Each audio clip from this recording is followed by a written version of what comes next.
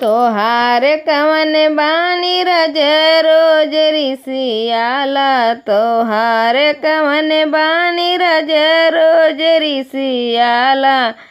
ससुर ऋषि हैं हमार का करी हैं। ससुर ऋषि हैं हमार का करी। बहुत करी हैं एको घरवाना दी हैं। बहुत करी हैं एको घरवाना दी।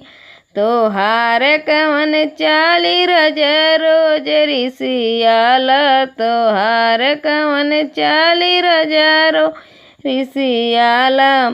भसुर ऋषि हैं हमार का करी हैं। भसुर ऋषि हमार का करी हैं। बहुत करी हैं हमके अलग करी दी।